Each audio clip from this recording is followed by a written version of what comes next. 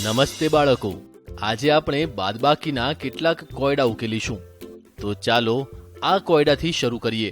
ચિંટુ પાસે 16 ભમરડા છે, તેમાંથી તે 4 ભમરડા પિન્ટુને આપે છે. તો કહો કે ચિંટુ પાસે કેટલા ભમરડા રહ્યા હશે? વિચારો. આ પ્રશ્નને આપણે કેવી રીતે ઉકેલીશું? જ્યારે કોઈ એક સંખ્યામાંથી બીજી સંખ્યા ઓછી કરવાની હોય અથવા ઘટાડવાની હોય તો આપણે બાદબાકી કરીએ છીએ. ચાલો કોયડાનો ઉકેલ કેવી રીતે કરીશું તે જોઈએ. આ છે આપણા ચિંટુભાઈ. ચિંટુભાઈ પાસે કેટલાક ભમરડા છે. જુઓ કેટલા સુંદર છે, ખરું ને? તમે ગણો તો કેટલા છે? આ કુલ 10 છે અને આ બીજા 6 ભમરડા તેની પાસે છે.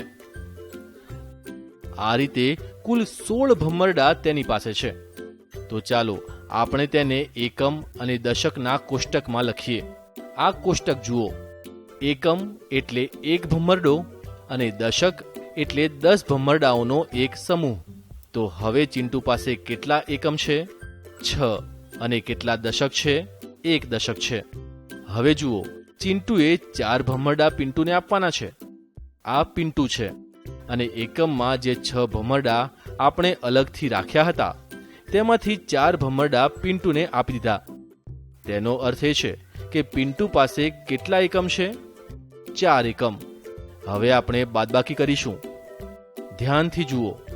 હવે એકમમાં 6 ભમરડા હતા, તેમાંથી પિન્ટુને 4 આપી દીધા. તો કેટલા ભમરડા બાકી રહ્યા? ચિંટુ પાસે 2 એકમ છે અને કેટલા દશક છે?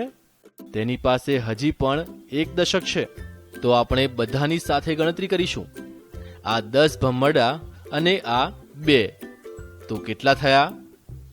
12 ભમરડા. તો આ રીતે ચિંટુ પાસે હવે 12 ભમરડા બાકી રહ્યા છે. ચાલો બીજો કોયડો જોઈએ. ગીતા પાસે 24 લાડુ છે, તેમાંથી 11 લાડુ તે સંજયને આપે છે. તો કહો કે ગીતા પાસે કેટલા લાડુ રહેશે? ચાલો ઉકેલ કરીને જોઈએ. આ છે ગીતા. તેની પાસે થાળીમાં કેટલાક લાડુ છે. ચાલો બંને થાળીમાં લાડુની સંખ્યા કેટલી છે તે ગણીએ. જી હા, આ બંને થાળીમાં કુલ 20 લાડુ છે, કારણ કે દરેક થાળીમાં 10 લાડુ છે. અને આ એક બીજી થાળી જેમાં 4 લાડુ છે. આમ 20 અને 4 ભેગા કરીએ તો 24 લાડુ થશે. હવે જુઓ, આપણે લાડુને એકમ અને દશકમાં કેવી રીતે વિભાજિત કર્યા છે. એકમ એટલે 1 લાડુ અને દશક એટલે 10 લાડુની એક થાળી. આ રીતે ગીતા પાસે કેટલા એકમ છે? 4.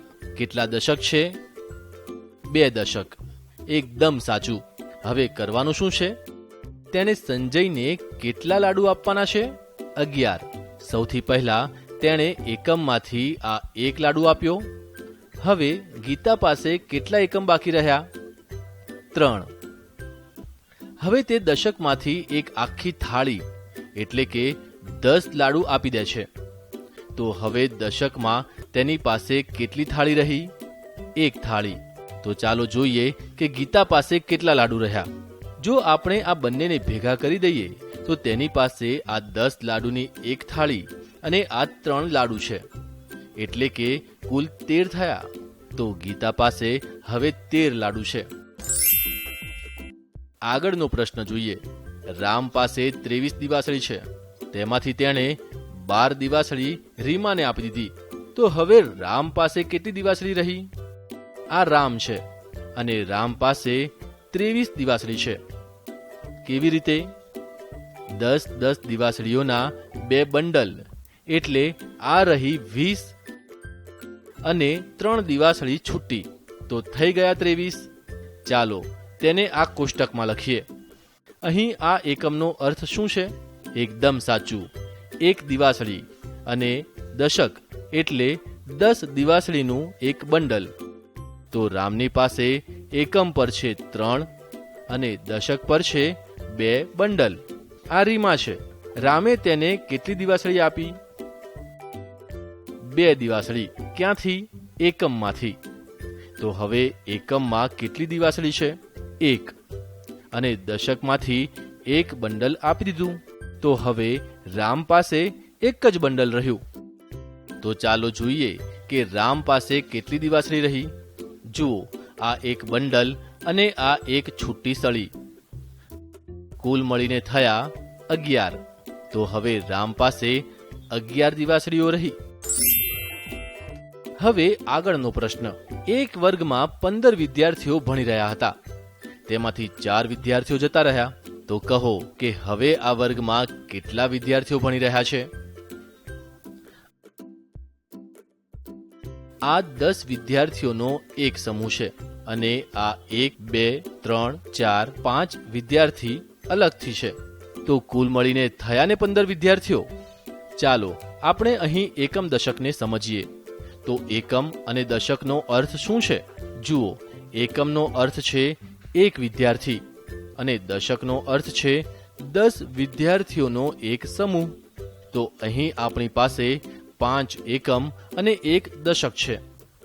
હવે આ 4 બાળકો જતા રહ્યા. તેમને અહીંયા ગમતું ન હતું, તો આ 4ને અહીંથી ઓછા કરી દીધા. હવે અહીં કેટલા એકમ બાકી રહ્યા? ફક્ત 1, એટલે કે ફક્ત એક જ છોકરી બાકી રહી. અને કેટલા દશક બાકી રહ્યા? 1 દશક. તો હવે આ બધાને સાથે ગણીએ તો આ 10 અને 1 મળીને થયા 11. તેનો અર્થ એ કે વર્ગમાં 11 વિદ્યાર્થીઓ ભણી રહ્યા છે. કોયડા રસપ્રદ હતા ને?